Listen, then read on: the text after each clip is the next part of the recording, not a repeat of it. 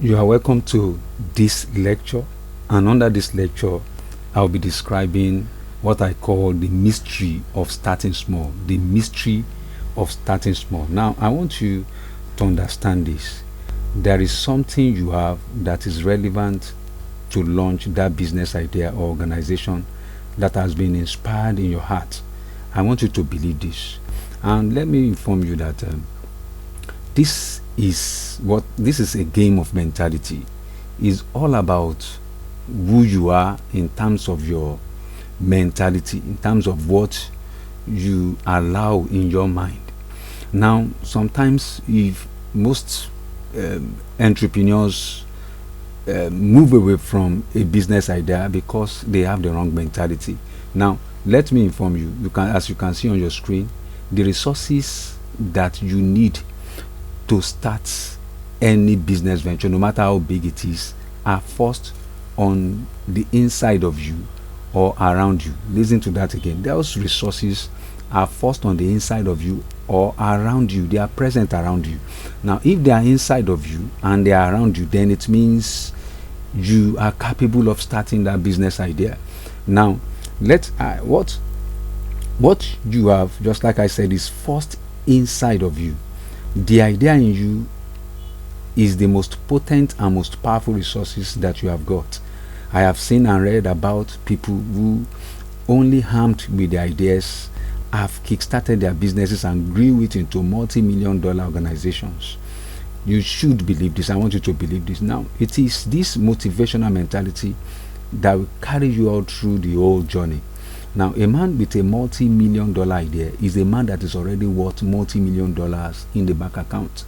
Let me say that again. A man with a multi-million-dollar idea is a man that is already worth multi-million-dollars in his bank account, even before he started, before he begins to work on the idea. Now, agree, the cash is still in potential form at this stage, but every potential has the capacity to manifest physically if the necessary actions are carried out. Now, every potential has the capacity to manifest physically if you have the right mentality and you carry out the right actions. Now, God will not put ideas in your heart and in your hands to kickstart his execution if he did not see that you are capable and that you have the resources around you to launch the business idea. Most times we have always overlooked the usefulness of this, what I call hidden resources. We have always overlooked the usefulness of what I call the hidden resources that he has positioned around us. Now, I told you earlier on about my experience. I failed to see the usefulness of the borrowed laptop, the abandoned website, the ebook, the website design skills that I had, the knowledge of the internet, the sales skills, and the opportunity to use the social media for promotion without paying a dime.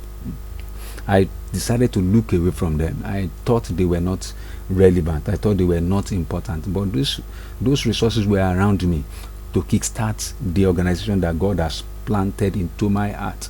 Now, you see, I was getting frustrated as I continued to crash every time I attempted starting from the rooftop. Now, you need to prayerfully, that's the reason why you are a Christian. You need to prayerfully find the hidden resources. Just like I said, the resources are present, they are there inside you and around you. But as a Christian, you need to pray. So that was what I did. I began to pray. And the revelations of those hidden resources came alive to me. Now, the resources are there. Now, you should allow God to help you out. You also need to look at your contacts and relationships, your work experiences, your previous workplaces. Now, I once read the story of someone who honorably resigned from a workplace to start his own product distribution company. And he got his first distribution contract from a customer he knew at his former workplace. Now, after days of prayer and meditation, he took a decision to call this person to inform him about his new vocation. This customer friend eventually introduced him to a friend he did business with.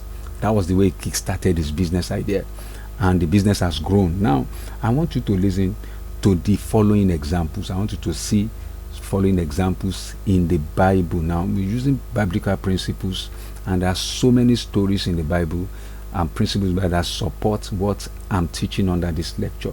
Now you remember the Jesus and the Peter's boat story in the book of Luke chapter 5 verse 1 to 3. Now he took by the lake of Gennesaret and saw two boats standing by the lake. Then he got into one of the boats, which was Simon's. The available resources started with were his inside power, the people around him, who he preached to, and Peter's boat. Now those were the resources inside of him, the resources inside of him, and the resources outside of him. Jesus started with what he had. Jesus on earth was the God of the whole earth, the God who created the earth. He wanted to start his ministry.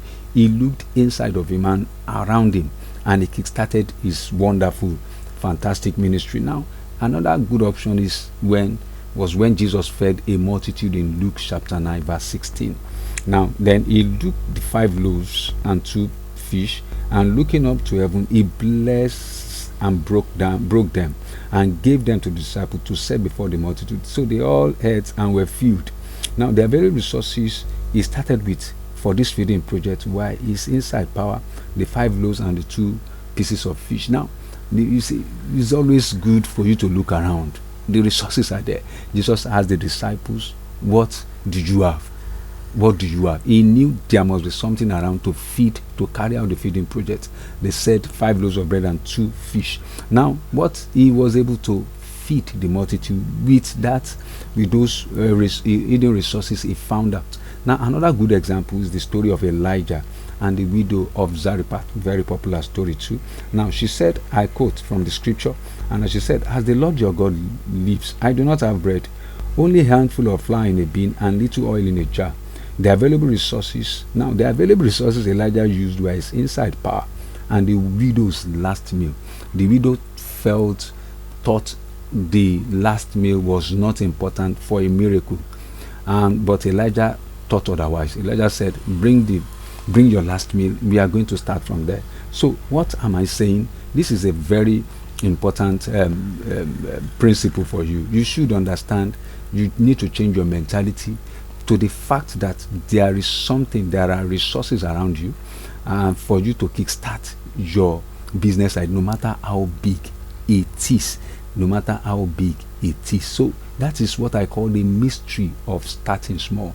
That's what I call this mystery of starting small, and it has worked for me. It has worked for a lot of people. I will meet you in the next lecture.